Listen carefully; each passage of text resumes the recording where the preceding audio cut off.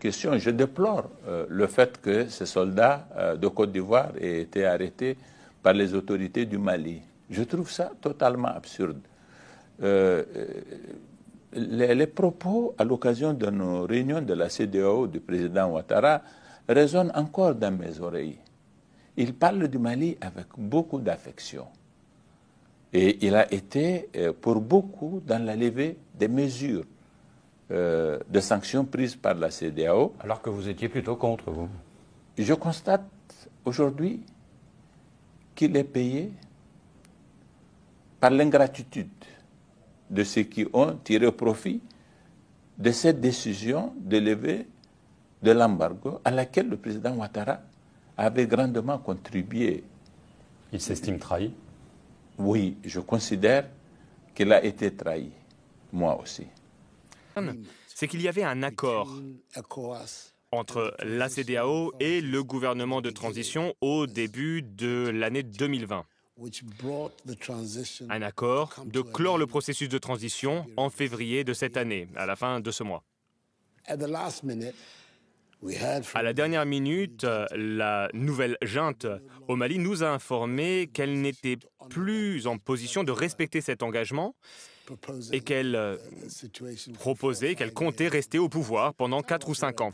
Nous avons été très surpris, très choqués. Je suis le président élu du Ghana et j'ai un mandat de 4 ans. Et le fait qu'un régime non élu et illégitime souhaite rester au pouvoir avec l'aval de la CEDEAO pendant 4 à 5 ans nous semblait tout simplement scandaleux. C'est pourquoi cette proposition a été rejetée. Question, je déplore le fait que ces soldats de Côte d'Ivoire aient été arrêtés par les autorités du Mali. Je trouve ça totalement absurde. Les propos à l'occasion de nos réunions de la CEDEAO du président Ouattara résonnent encore dans mes oreilles. Il parle du Mali avec beaucoup d'affection.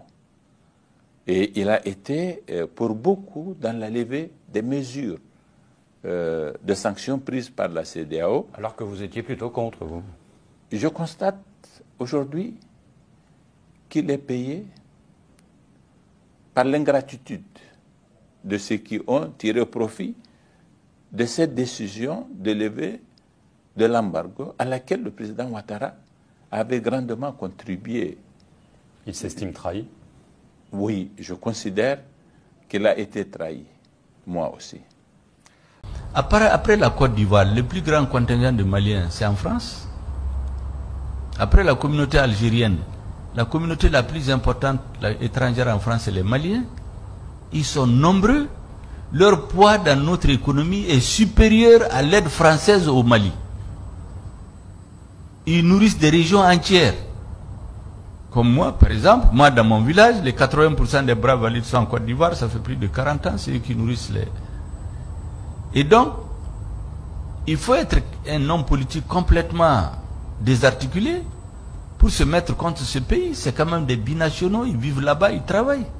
Je constate aujourd'hui qu'il est payé par l'ingratitude de ceux qui ont tiré profit de cette décision de lever de l'embargo à laquelle le président Ouattara avait grandement contribué.